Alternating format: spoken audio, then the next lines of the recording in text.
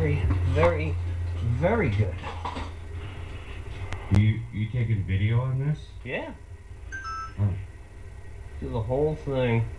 Usually, if you call in on the phone, I would, yeah, I'd just do it through the audio, but I'm experimenting more and more with my Skype here, getting all of that going, because we're going to do the whole thing with John Dumay on the August 30th thing. He's going to call in on Skype, and I've got a buddy of mine that's going to hook this whole thing up to projector, so he's up on the, we got a nice projection screen and everything else. Anyway, Nick, the Meat and Potato Show, Conservative Talk and Awesome Rock. Welcome to the show, Nick. You're in California right now. Are you? Where are you staying out in California? Actually, I'm out, actually about 2 miles from Forest Hill, California. Right. It's Northern California, up in the mountains. I'm actually staying with 2016 presidential candidate John Dumay. Are you at his place? I'm actually in his house right now. Is John there? Yeah. John should be on the show too. We ought to get him on too. I'd love to. Yeah, if he is, if he can hear you, just have him pull up a chair next to you. So anyway, yeah, you guys are getting ready for the event coming up July 5th. Why don't you tell us what that's all about and what he plans to do there? Okay. Well, July 5th is the American Patriot Rally right. that we're going to be holding in Sacramento, California. It's going to be at the Capitol building on the south side. And basically, we're there to protest everything that Operation American Spring protests about. Overpasses for America is also sponsoring the event as well. So we got a lot of different groups coming, and basically, hey, if you got a beef with the government, we want to hear from you. As simple as that. Exactly. But what's John? John's is he a keynote speaker? Is he just speaking there? Is with other people? Give us a little rundown on that roster that's going on.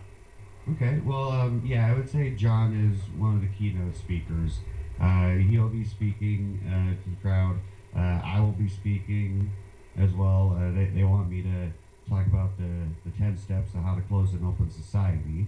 And yeah, it's actually pretty scary when you see it all and everything. But anyways, Pastor Bland is also scheduled to start off the festivities with the opening prayer, as well as we got a few other patriots that are going to be speaking, and we'll also have a time for open mic. Basically, hey, if you want to come up and tell us how the government has wronged you in whatever such way, whether it be family courts, father's rights, gun rights, you name it. Sure. I mean, so if you want to talk about the corruption, we want to hear about, we want to hear from you. Exactly. One of the big things that's in the news now is the whole southern border is falling apart. You guys are in Southern California. Are you starting to see? You must be. No, well, Southern California has a large illegal population, as we all know, anyway. But what's going on now? Are you really starting? How bad is it? Well, actually, I'm in Northern California, so.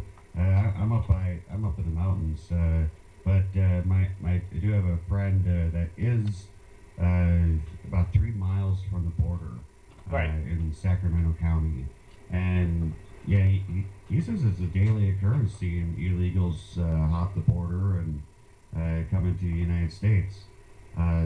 Just yesterday, I was doing a show, and yeah, we were talking about how Mexican military helicopter goes into the United States soil, shoots on, or fires 2 shots on U.S. Border Patrol agents, and then goes back, then apologizes, then denies it ever happened. So that wasn't even a hoax. I've been reading several of the stories. I'm like, oh, this has got to be a hoax. This is too egregious. Confirmed. No, it is confirmed. There's local media outlets. I think KBON, I believe, or. Basically, the Tucson's news agency ran with the story, right?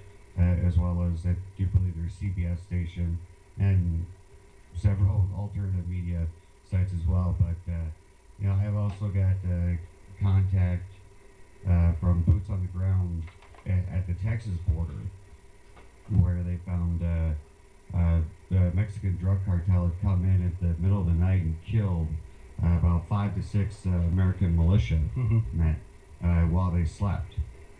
in the middle of the night. Yeah, and yeah, that's right. The militia, the actual private militia, private armed groups Yeah. are down there. So it's even gotten to that point where they're just shooting on American citizens at large Yeah. now.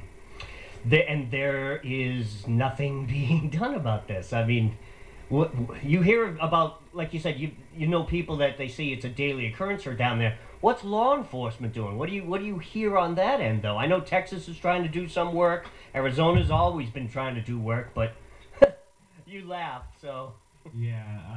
And I know Governor Rick Perry. He said it. He said that he was sending the state police and Texas Rangers. Well, actually, that is the state police, Texas Rangers, to the border to secure it. Well, from my contacts in Texas, uh, yeah, he sent them, but they're staying about 10 miles off the border.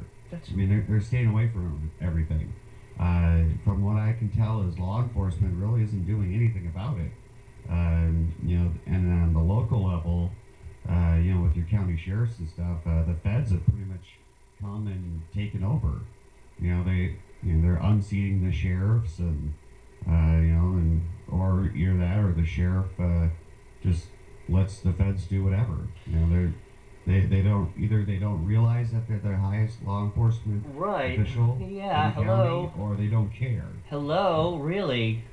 I Yeah, mean, when you look at the exactly. Bundy situation, that was one of the big things. The county sheriffs and the governor, they completely flipped out because of that usurpation of the proper chain of command there. So now my next question is, okay, if the feds are down there, oh God, I'm gonna have to look this up. What are they doing? I seriously doubt these guys are, quote unquote, enforcing. No. No. No, they're not enforcing anything. And after this latest attack, by the Mexican government, I don't know what the United States' reaction is going to be. I know what it would be if I was in the office, but Exactly. I mean, this is this is just common Obama sense. we're God, talking about. So what is going wrong here? I mean, we have completely gone off the rails, Nick. It's not, I mean, 20, 30 years ago, you would have heard an outrage. If this was 50 years ago, yeah, there would. There'd be an armed standoff. There'd actually be an international incident. Today, it's business as usual. Do you think we've entered bizarro world? Like, we're just transplanted to some bizarre planet now?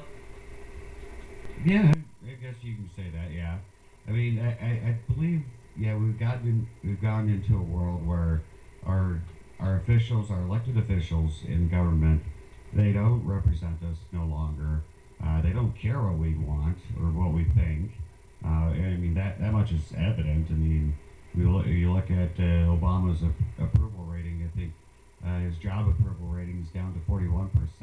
His foreign policy rating is down to 37%, and about I think 38% of the people say that he's incompetent to do his job. Certainly. And it's like, okay, now we impeached Bill Clinton for having sexual relations with an intern. So Yeah.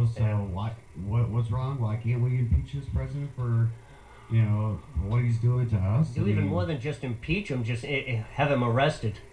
well, yeah, arrest Yeah. on charge of treason.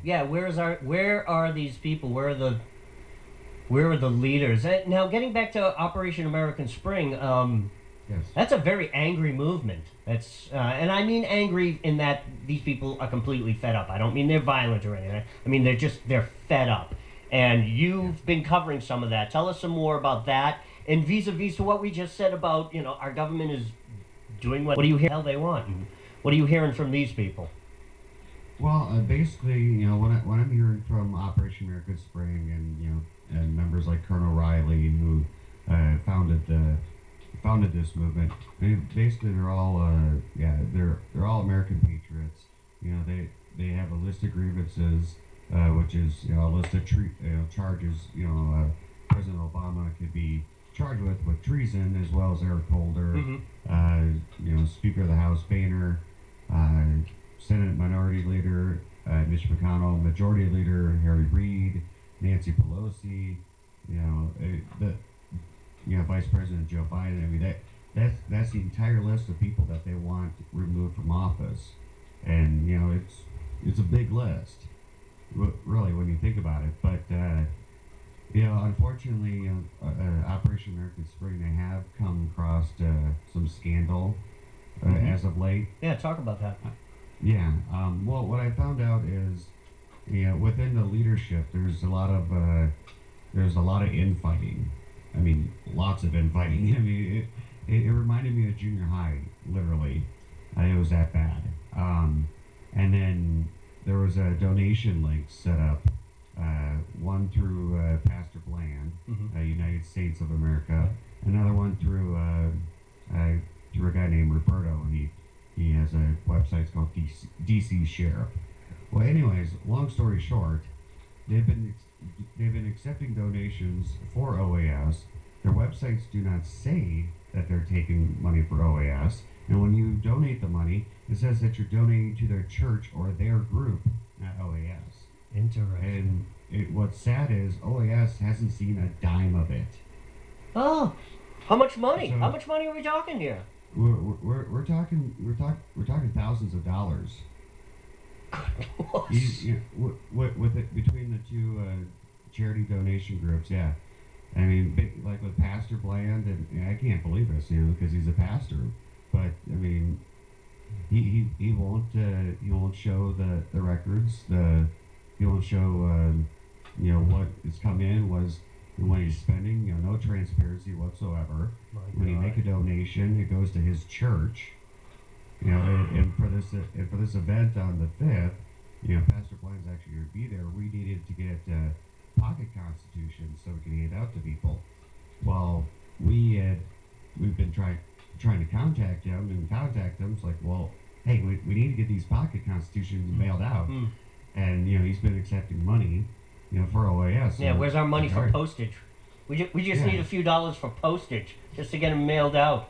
How about ordering a few boxes? I know they got them. I get the New American magazine from the John Birch Society. Yeah, they're like a buck or something a pop. So I mean, you can get a case of like 25 for $25 or something like that. So it's not that much money, but you're talking thousands of dollars, and you can't even get this much money out of him. And you said he's going to be there at the July 5th.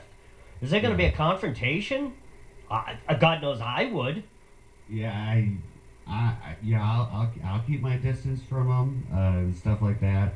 I don't believe that there will be a confrontation. I mean, at least like a fight or anything. I don't think anything like that's gonna happen. Just to confront the guy about this. Come on. Well, exactly. And honestly, I would like to confront him about this. On camera. And put him right on the spot. It's like, what happened to that money? Has he been on your show? Has the pastor been on your show? No, not at all. And speaking about your show, Friday and Saturdays at 11 o'clock. That's Eastern Standard Time, right? 11 o'clock. Yes. So that would be about Friday. That's 8 o'clock your time in California, and 10 o'clock that would be in your Central Time. Yeah, so how long have you been doing this show? How'd you get started? Tell us the story about Resistance Radio and Nick Larson. Tell us that story. Okay, well, actually, I'll take it back to 2011. Go ahead. Because that's when I first started internet radio. I started doing radio because, honestly, my father was dying from cancer, and he told me his lifelong dream was to be on radio. Well, I don't know why he told me that, and I don't know. For some reason, I decided, hey, let's go for radio or television, whatever. So I started going to school, and 2011 I started internet radio, and with a show called That Radio Show, and it was basically a variety show. We talked about anything and everything. Politics, off-color stuff. Sometimes it sounded like almost like Howard Stern. That's okay. I have no with that one. No, there was some good episodes, I'll tell you that much. But the show ended up in 2012. We ended up winning 6 U-Voice Awards. Excellent. Podcast awards.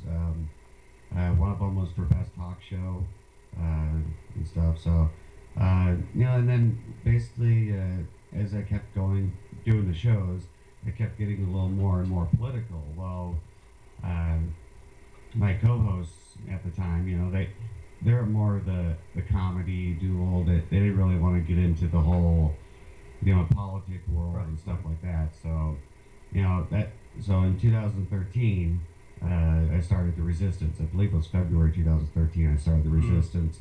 To kind of give me that outlet to speak politically.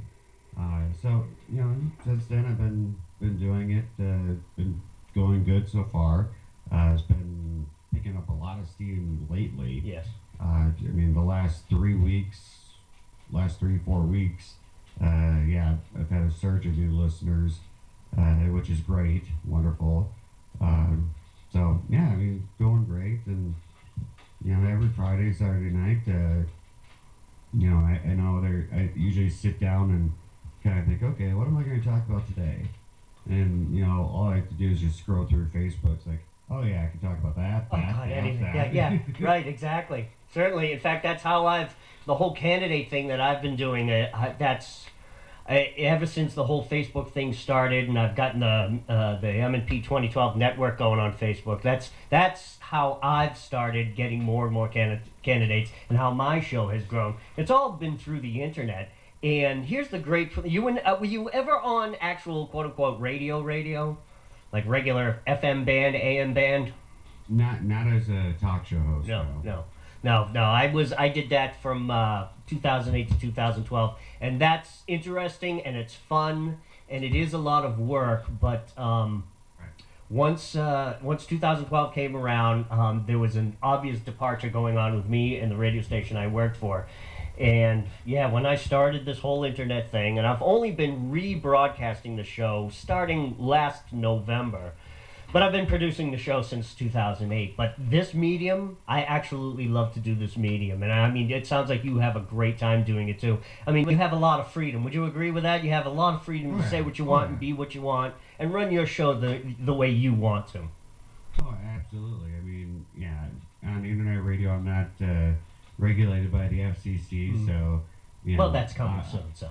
yeah, well, at least so far, I'm not regulated by the FCC.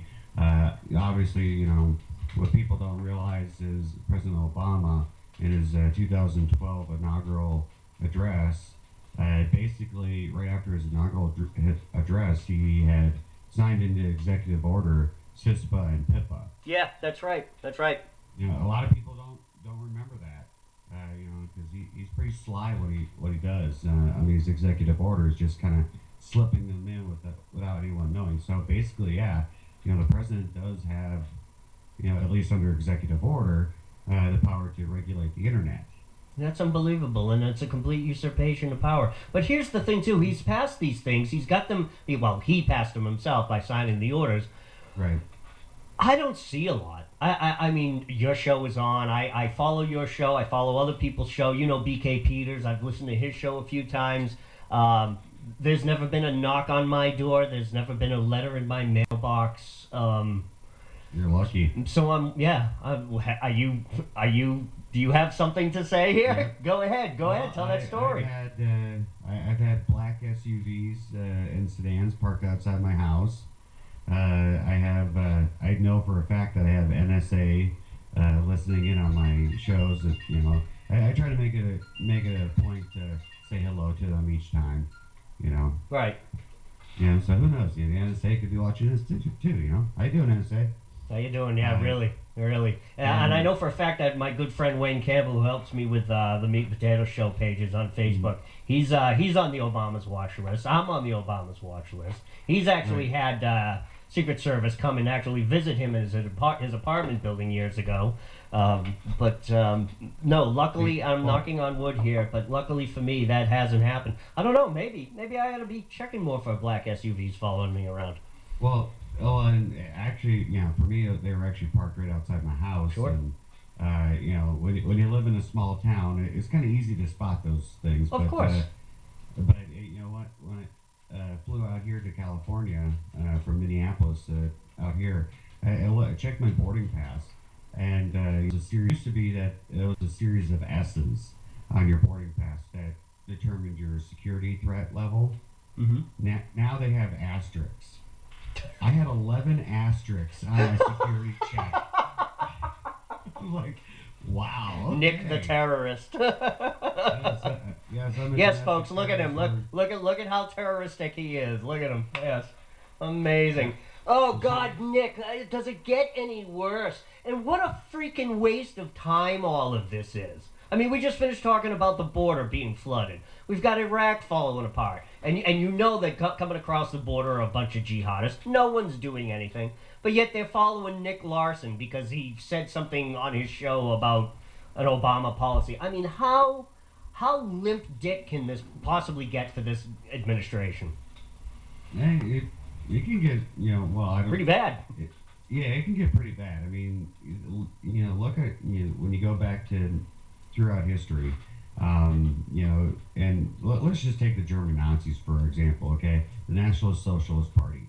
When Hitler, rise to power, in the early 1930s, he basically got rid of all the other political organizations or groups or whatever. Mm-hmm. And at the time, Germany was in a deep economic depression because after World War One, they had quite the bill that they had to pay.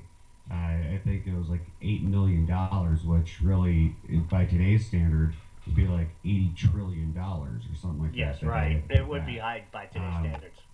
And so the people had really nowhere to turn to and stuff like that, and Hitler rose to power, and they just thought it was another political group, and then all of a sudden he starts for the gun registration, and then confiscation.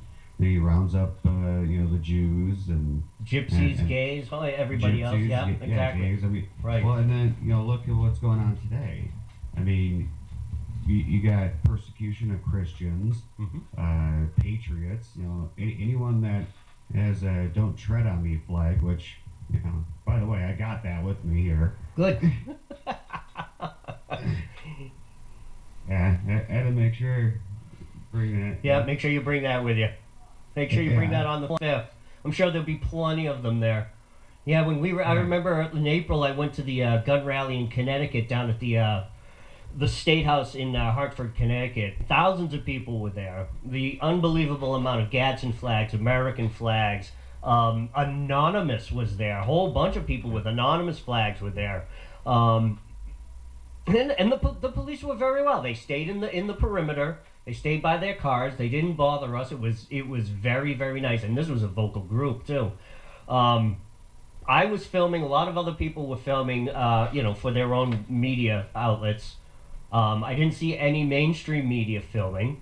There were two leftist protesters who were standing way off in the corner. But the point I'm getting to is I don't remember seeing anybody really there filming, taking pictures of people, taking pictures of license plates and cars and stuff like that. Not to say that was probably not going on, but they didn't really have to. All they had to do was use the traffic cams or drones. True. I believe one of the last protests they had down in Houston, I believe Alex Jones was part of that one. They actually saw a drone flying overhead of them. Sure, just to film them, see who's there. Yeah. Exactly. Recon and when they can use a drone and go 2-3 miles up in the air and look down at your house, thermal imaging, and actually see your face, and do a facial recognition or whatever. That's scary. That is scary. That's scary that the government has the technology to do that and is doing that to its own citizens. It's not doing anything to fight the war on terror or fight illegal drugs or again the border problem. All this money and technology. Why are the drones on the Iowa Minnesota border when they should be on the Texas-Mexico border? Exactly, taking pictures of everything and relaying that information left and right. And why there aren't National Guards and tanks down there. And exactly. The U.S. has, technically and literally, for every intentional purposes, the U.S. has been attacked by Mexico. We have. Yeah, we've been invaded by its citizens, attacked by its military. You're right. Absolutely true. This is an act of war, in my opinion. But we sit back and do nothing because Obama, that's his whole plan. He's trying to flood America with immigrants. He's gutting our military, but yet for the hey, you want immigrants? Hey, you want a pathway to citizenship? Just join the military. Gutting, Do you think but it's yet we're gutting our military. do you think it's is it one of two things in your opinion? And I've asked variations of this question to a number of my guests. Do you Okay. think this is something that he's just caught up with? He's just trying to pander to his political base, the ultra left Democrats, or is this purposeful? Is he one of those ultra left Democrats, and he is purposely doing this? I would say he's purposely doing Yeah, this. and your answer that you just gave, that's about 90% of the answers everybody have asked on my show about Yeah. this. Yeah, it is. Go ahead. Go ahead. Well, I was gonna say, I believe he's purposely doing this, but I don't believe that he's the puppet master. I believe he's just the puppet. Of course. I believe there's other powers that be here. Mhm. There's a hierarchy on what's going on. You can call them the Illuminati, you can call them Agenda 21, you call it whatever. Mm-hmm. But the fact is there is the top 1% of the 1% that is really running the things. The big corporations. You look in America, our media is owned by 6 corporations. Yeah. That's it, 6. Yeah. Just 6. I mean, and we're supposed to have freedom of the press. How can we have freedom of the press when our press is owned by 6 different, big conglomerate Right. corporations? And that which, includes everybody too. That includes radio bands, newspapers, magazines, news magazines. It's not just television. You look at it's what I call the PepsiCo. You look at Pepsi, the Pepsi label. It's not just Pepsi. You see all their different logos underneath. Yep. They control a huge corner of the food industry, and that is not a good thing. It's the same thing with the media. See, again, it's not just television and radio. It's newspapers, news magazines, all different types of print. And when we had at our Tea Party meeting a week or two ago, we had a lot of internet bloggers coming on and talking about what they're doing. And one of the guys got up to the microphone and he said, "You've got to be careful, when you look on the internet and you see, oh, new internet site, get your news here, and yada. You think it's a new site, but you look deeper, it's owned by CBS, it's owned by CNN, it's owned by Viacom." Yeah. Yeah. Well, exactly. And Is that John over there in the call? Is that John? No, actually, that was his wife. No. Are But we being too loud, Mrs. DeMay? no. I got the earbuds in and everything. They're just looking and seeing who I'm talking to. So that's all. But yeah, I mean, the whole new medias or whatever. At least if they're mainstream media on traditional broadcasts, then yeah, odds are they're the big conglomerates. Right. Now, there's also a rise, which I'm pretty sure you've seen too, in alternative media. Of course. New shows popping up, new networks popping up. Actually, my show just got picked up by the Northern Lights group, Northern Lights Network, their new radio station on the internet. So so that makes 3 now. Networks for you. that got picked Good up for my you. show. What's that? I said, good for you. Very good. Oh yeah. Very good. Yeah, oh yeah, and it's great. The more people, the better.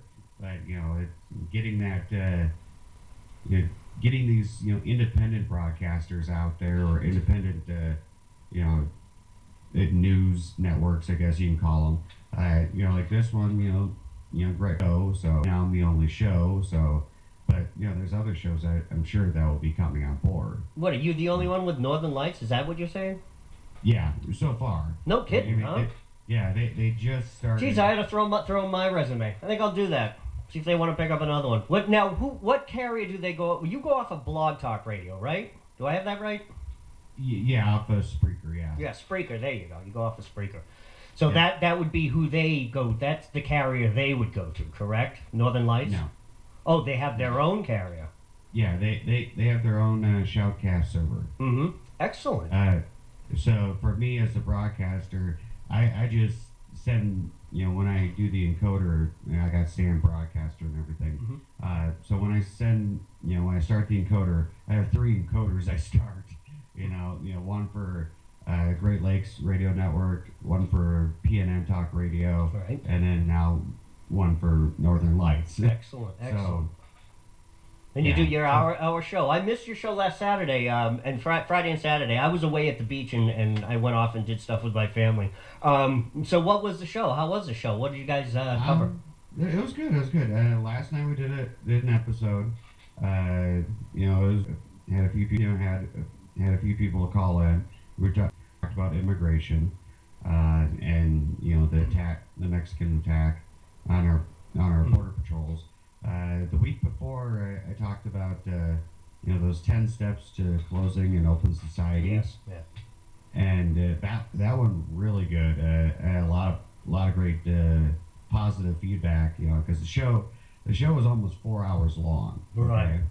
And usually I try to keep it to 2 hours. Right. But sometimes it goes longer. It just goes right.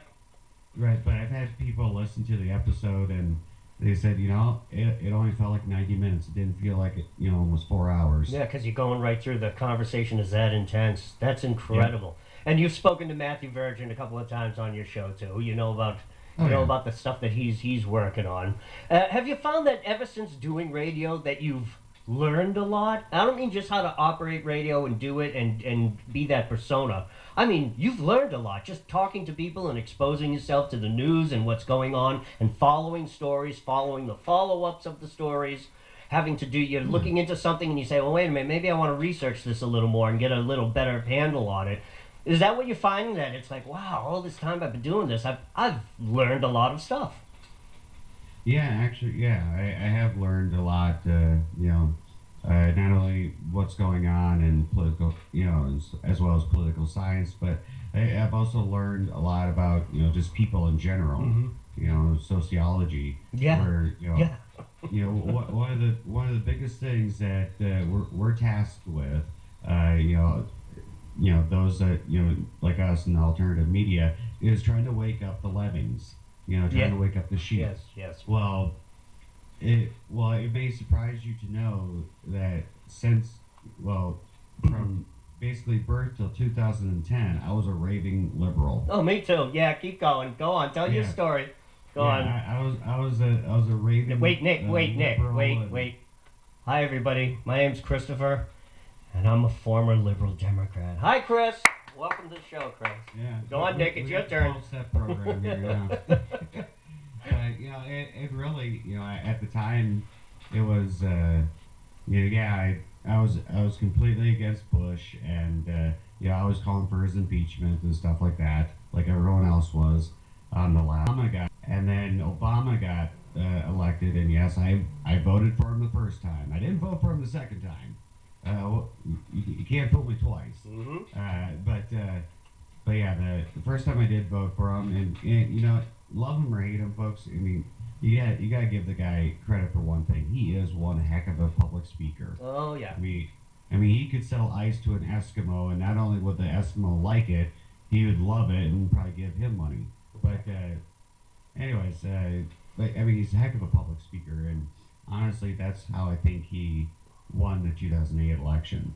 Other than election fraud, but then 2000, throughout, going on, and I saw Obama doing this same stuff that Bush was doing, and and the right, crying foul, and the left not really saying anything. Mm-hmm. And I saw executive orders and stuff like, wait a minute, because all throughout, I've always been very, constitutional, and up until 2010, I would say that I was a moderate liberal. Now, and then I opened my eyes and saw the writing on the wall, and I saw that it wasn't just Obama, it wasn't just Bush. I mean, this went back as far as 1871. Right. The slippery slope. That's when it started, and just looking at all this and how each of our constitutional rights are inalienable rights. that our founding fathers, wrote on, wrote down for us that, granted, yeah, I mean, the Bible says that it's our inalienable rights. So really, we don't need a document saying that what our rights are, but it is kind of nice to have a reference. But anyways, I digress. Going back, yeah, and seeing, each of our constitutional amendments being, gutted out. The First Amendment, the freedom of speech. First, that was first to get attacked. The free speech areas and Mm-hmm. stuff. And then freedom of religion. Where now schools are, we're forcing our children to practice Islam, which But it's it illegal is. to say anything Christian. It's still the Right. liberals will still scream and yell that separation of church and state thing, which exists nowhere in the Constitution. They'll still scream that, but if oh, we're gonna go to a mosque, oh, isn't that wonderful? No, that's covered Yeah. under cultural, covered Yeah. under religion. It's cultural. And that's Yeah. unbelievable. Well, when's the last time you saw a fifth grade class go to a Catholic church to, learn about its practices and Yeah, religion? the act of communion and what it means. You don't Yeah. have to take part in communion. You can sit by and learn the history of it and why it exists and why it's important to the Catholics. I'm not Catholic, but I would never ever say anything bad about that. That's your religion and that's what you do. But you're right. Exactly. If we sent our kids to something like that, oh, people would completely flip out. Oh, well, they've already started flipping out. I mean, granted, yeah, we're not sending our kids there, but our kids are bringing Bibles to school to read, Mm-hmm. and they're being told that no, you can't bring that book into the school. Exactly. Yeah. But yet you can bring the Quran and anything Islamic in. What the heck? I mean, In fact, you even know, the I, Islamic you know, I, children. well, and I understand that some school boards and teachers, they're caving into pressure, Yes. and stuff like that. They don't want to rock the boat or anything like that, so they just go with it, Certainly.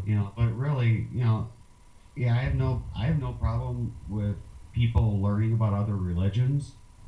Just don't do it in elementary school. I Right. mean, And just leave it to learning about other religions. Just Right. I learn mean, about them. if you want to go to college, sorry, but if you want to go to college and study, world religions or sociology or cultural diversity, then that's up to you. All Right. all the power to you. But my 7-year-old daughter does not need to know about Islam. No. Okay, what she needs to know about reading, writing, arithmetic, science, history. Yes. That's what she needs to know about. She doesn't need to know about Islam or Christianity or Mhm. let me deal with that. Right, I'll right. deal with the religious aspect at home. And speaking about education, I've been covering some of the Common Core movement that's going on here in Massachusetts. What do you hear in your state of Minnesota? And I've already spoken to John about what's going on in California, and we'll speak again about that. But what do you hear in about Minnesota? Well, Minnesota it has the Common Core curriculum. Yeah. It's live and Kicking. well. There are certain school districts that are getting away from it. Mm-hmm. It is a bit hard for them to do it because obviously the state is still back. Yeah. But as far as I know, there's no state initiative or bill or anything that would get rid of Common Core. Amazing, amazing. Let's switch gears a little bit here and start winding down a bit. John Dumais Jr. He's running for president in 2016. Now he's run before. I want you to tell the story about how you met him, how you came to help him and work with him. Tell us that history. Okay.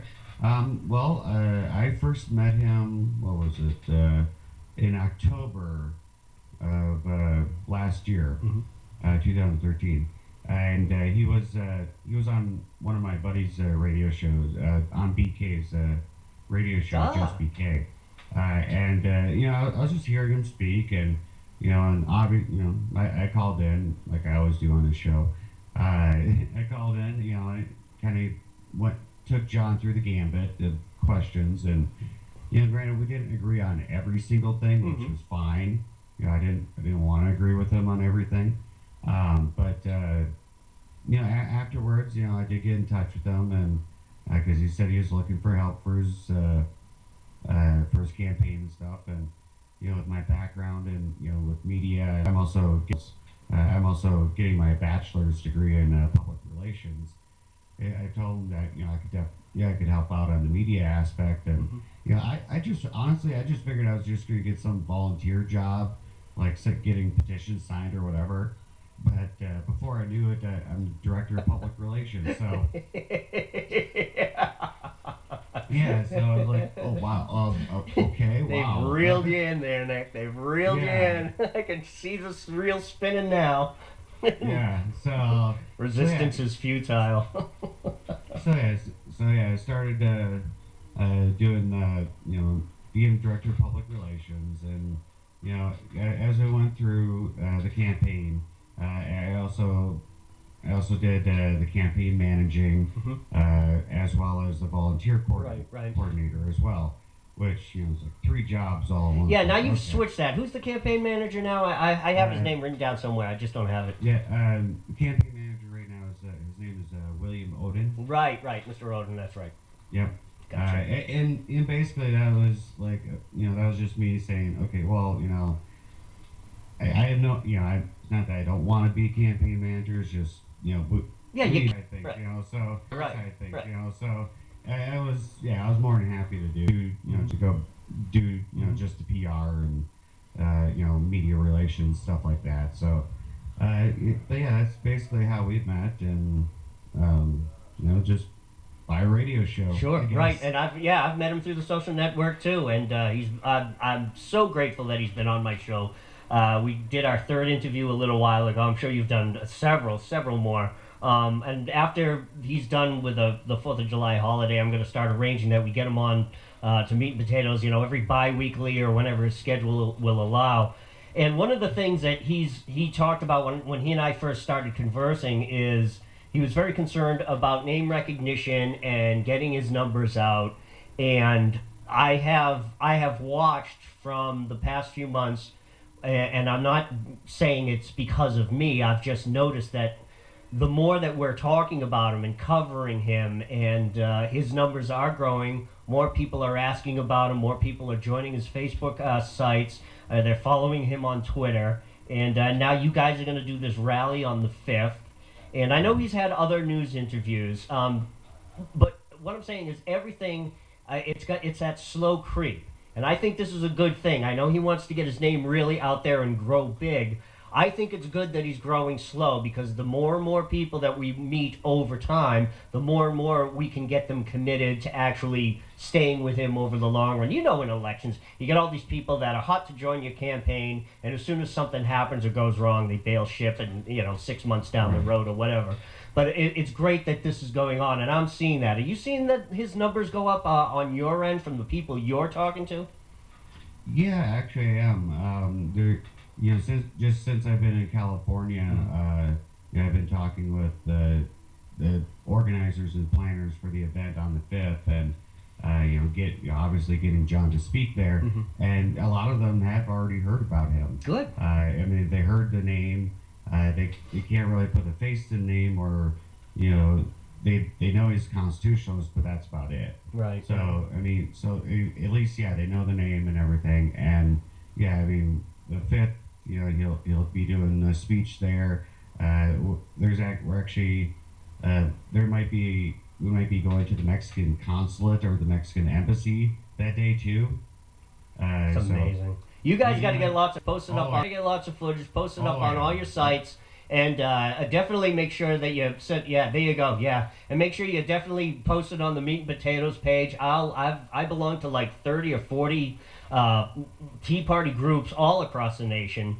And the members are in the thousands, and we're not talking a few hundred here or a few hundred there. I mean, there's one group I belong to. There's 22,000 people in the group, and so that just gives you an idea of some of the members and the numbers that I'm reaching when I repost and I spread all the stuff around that I do on my end. So yeah, definitely send me as much as you can. I'll make it viral on my part. Is John there, or is he not in the room, or no? well, he's not in the room at the moment. I can. Yeah, I'd like to give him a quick shot, give him a call, tell him to come in, have him sit down for a couple of minutes. I'd just like to, if he can, if he's Oh, okay. Well, yeah. let me go check. Okay. Yeah, just hang on. Go ahead. Well, that would be cool. That would be really cool. Yeah, that'll be really cool if we can get John on here to do this on the Skype. And this is really exciting. I like doing this. I like really doing this. This is really something. And I'm talking to Nick Larson. He's out in California. He's at John DeMay's house. They're getting ready to head out on the 5th to a rally. I'll have to ask him. Sacramento, I think it is. I'll have to ask him again. It's either Coronado or Sacramento. It's one or the other.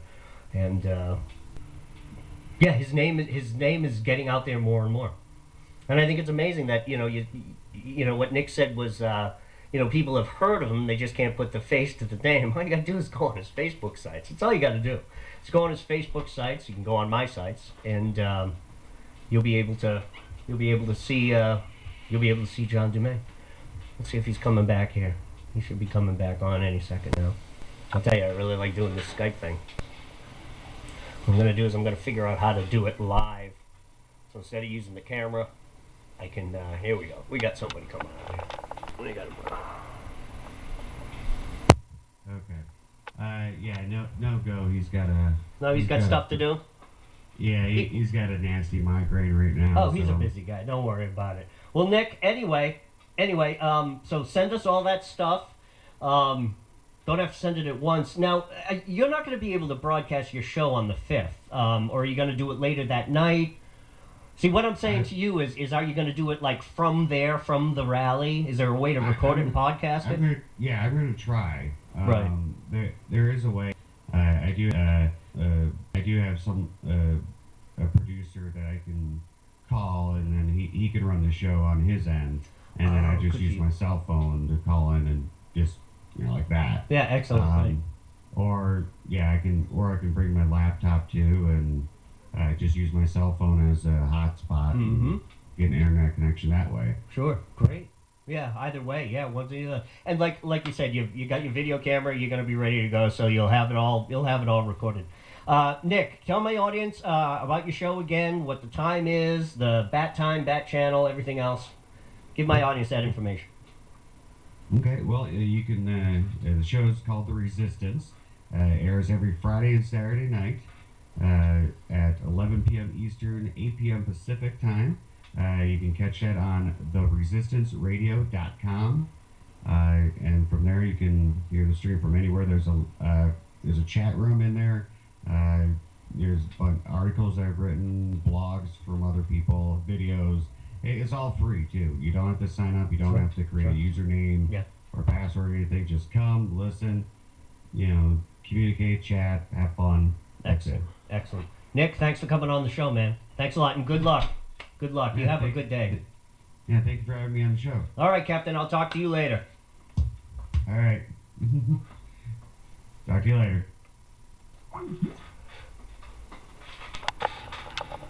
And there you go. That was my first Skype conversation for the Meat and Potato Show. We'll see how that goes. Conservative talk and awesome rock.